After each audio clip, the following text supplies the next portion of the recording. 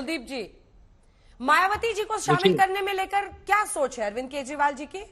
मायावती जी को बड़े गंभीर आरोप आप लोग लगाते थे बीएसपी पर, खैर वो तो पुरानी बात हो गई, एसपी कांग्रेस सब पर लगाते थे। मायावती जी को इंडिया में शामिल करने को लेकर आपकी क्या सोच है पार्टी की? देखिए अंजना जी, मुझे लगता है कि ये इस देश के संविधान को बचाने की लड़ाई है। ये देश के लोकतंत्र को बचाने की लड़ाई है। ये इस देश को बड़े बड़े धन्ना सेठ पूंजीपति जो हैं, जिनके हाथों में इस देश को सौंप दिया गया है, जिसमें देश की बड़ी बड़ी पीएसयूज को बेच दिया गया है, उनके हाथों में एयरपोर्ट्स को बेच दिया गया है, सेल को बेच दिया गया, सब बेच दिया गया है। उनको बचाने की लड़ाई है। उसमें जो भी साथ आएंगे, निश्चित रूप से सब दल उसके मिलकर उसका स्वागत करेंगे, चाहे वो कोई भी हो, क्योंकि आज इस देश को हमें इन ऐसे लोगों से बचाना है जिन्होंने इस देश को बेचने का काम किया है। और अंजना जी, मुझे लगता है कि आज तो भारतीय जनता पार्टी बहुत घबराई हुई है, बहुत डरी हुई है इंडिया गठबंधन से। अभी राज्यवर्धन जी यहाँ बैठे हुए हैं, ये तो एक ओलंपिक रहे, खिलाड़ी रहे। मैं इनसे पूछना चाहता हूँ, ये बताएं मुझे कि आज भारत को विश्व कुश्ती संघ ने भारत कुश्ती संघ को बाहर कर दिया है। अब वहां भारत का झंडा नहीं फहरेगा, अब वहां राष्ट्रीय गान नहीं बजेगा। उसके ऊपर इनका क्या कहना है, ये बताएं, स्पष्टीकरण दे। उन महिला पहलवानों का जिसके वो सांसद भाजपा का, कुलदीप जी, ये जिसके सवाल ऊपर मैं उससे आरोप पूछ लगे लूंगी, हुए हैं कि वो सवाल उसने मैं पूछ लूंगी। शोषण किया महिलाओं अरे का, विधायक जी, उसको विधायक बचाने जी, के लिए इन्होंने अरे विधायक जी, देश एक की बार इज्जत बताइए ना, मायावती को लेकर क्या सोच है आम आदमी पार्टी की? मैंने स्वागत कहा ना कि करेंगे, देश को बचाने की लड़ाई है, लोकतंत्र की स्वागत लड़ाई करेंगे। है। मायावती जी हो, अखिलेश जी हो, कोई भी हो, वो जो भी देश को बचाना चाहता, भाजपा के लोग भी हो, चाहे ठीक कुछ है, भाजपा के सांसद भी ऐसे होंगे जो आ सकते हैं, वो भी आए, उनका भी स्वागत है। ये देश को अरविंद बचाने वाजपेयी की जी, लड़ाई है, ठीक ये है, अरविंद लोकतंत्र की वाजपेयी बचाने जी, की लड़ाई है। मोदी विरोध की ये लड़ाई सबको एकजुट करेगी और मायावती के लिए अरविंद केजरीवाल, मायावती जी के लिए अरविंद केजरीवाल जी भी तैयार है, उनकी पार्टी को आप सुन ही रहे हैं। ये मोदी विरोध की लड़ाई नहीं है अंजना जी, ये देश को बचाने की लड़ाई है। जी जी, ये देश को देखो, ये युवाओं सब को लोग रोजगार ये दिलाने की कहते लड़ाई हैं है। कि हम विधानसभाओं में तो लड़ेंगे लेकिन सेंटर पे नहीं लड़ेंगे। मतलब ये कैसी जनता मान लेगी इस बात को? क्या आप गांव में लड़िए और शहर में आके चाय पानी खाना वाना साथ खाइए। ये वहां भी लड़ेंगे, वहां भी लड़ेंगे और एका होने का प्रश्न ही पैदा नहीं होता। मैं डेमोन्स्ट्रेट करता हूं क्यों नहीं होता, उसका कारण है, देखिए, सारी पार्टियां कांग्रेस के गर्भ से निकली हैं, एक दो पार्टियों को छोड़ के। वोट बैंक की लड़ाई है।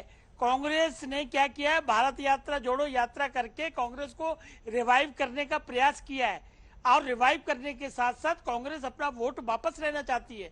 और अगर छत्रप वोट वापस जाने देंगे तो छत्रप खत्म हो जाएंगे।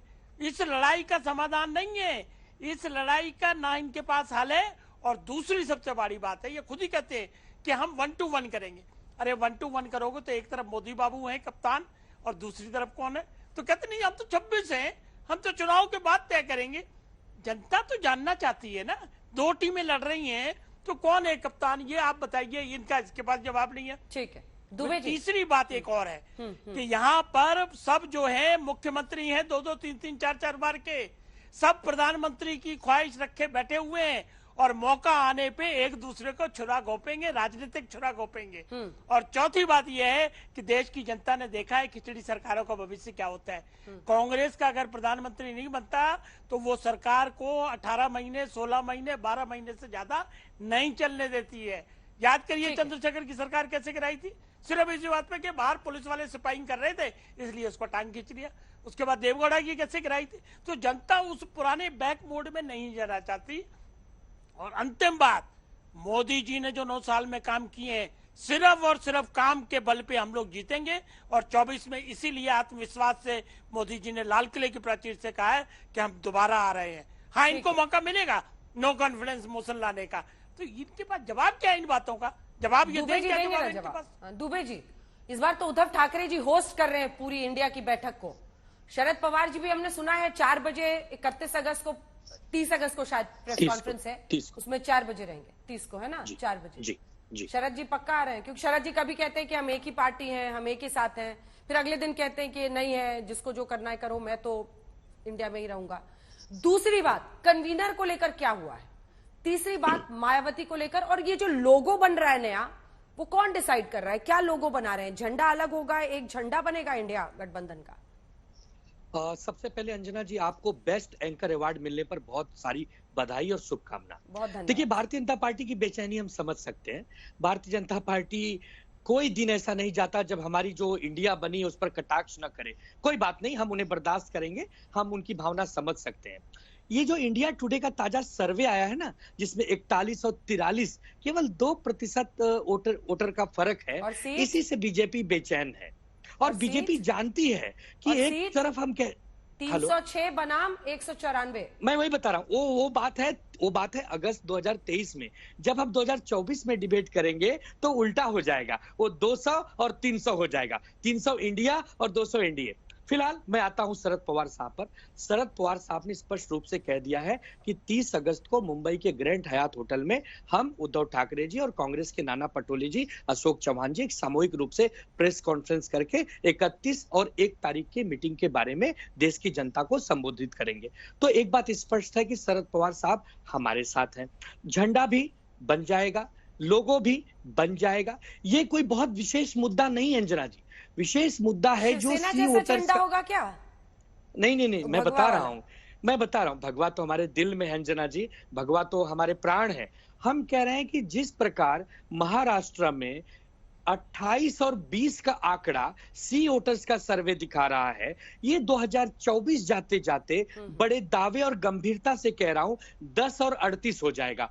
38 इंडिया, 10 एनडीए। ठीक। तो ये जो बेचैनी भारतीय जनता पार्टी के प्रवक्ता दिखा रहे हैं ना, हम इसका सम्मान करते हैं। कोई बात नहीं, आप घबराए नहीं, आप पानी पिए समय समय पर, आप बेचैन ना हो, क्योंकि आपको हारना तय है। अब ठीक है, अब चूंकि आपको टीवी डिबेट पर भेजा गया है तो आप जरूर कुछ ना कुछ कहेंगे, लेकिन जिस प्रकार स्थिति आपने देश की कर दी है, आप भी जानते हैं कि आप 200-220 से ज्यादा आंकड़े पार नहीं कर पाएंगे। अच्छा, ये उद्धव जनता किसको का, देश का पीएम बनाना चाहता है?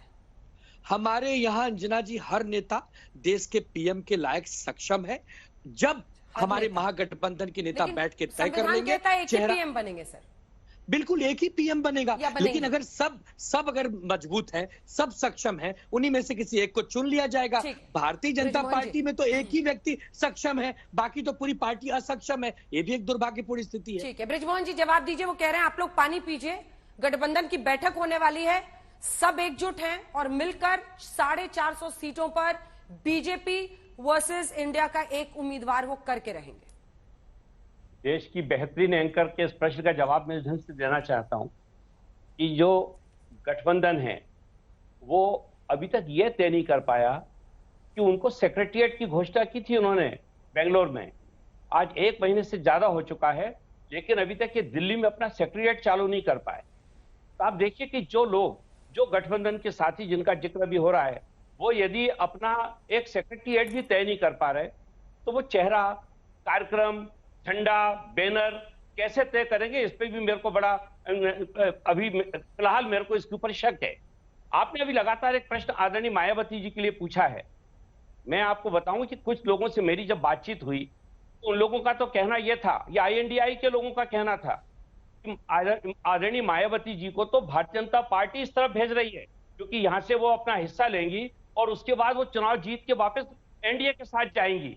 तो इन लोगों का ये जो सोच है कि अपने साथियों पे ये शक करते हैं, जो लोग इनका साथ देना चाहते हैं उन्हीं पे ये शक करते हैं। तो इस प्रकार का आईएनडीआई है, किस प्रकार से देश की सत्ता की बात कर रहा है समझ में नहीं आता। ना इनके पास कोई प्रोग्राम है, ना इनके पास कोई देश का ब्लूप्रिंट है, जहां जबकि देश के आदरणीय प्रधानमंत्री जी ने कल ही 3 मुद्दे उठाए। उन्होंने कहा कि मैं चाहता हूं कि देश के अंदर पूरे विश्व में ग्रीन क्रेडिट की बात हो, सर्कुलर इकोनॉमी की उन्होंने बात की है। उन्होंने कहा है कि अगर देश पूरे विश्व में हम जब उपभोक्ताओं के अधिकारों की बात करते हैं तो हम उपभोक्ता की भी बात करें। वो कह रहे हैं जब हम अपने शरीर के लिए सोचते हैं तो हम उसी प्रकार से अपने प्लेनेट के लिए सोचें। उनके सामने पूरे विश्व का पूरा चित्रण लेके चल रहे हैं और उसमें भारत की भूमिका को भी पूरी तौर से डिफाइन कर रहे हैं।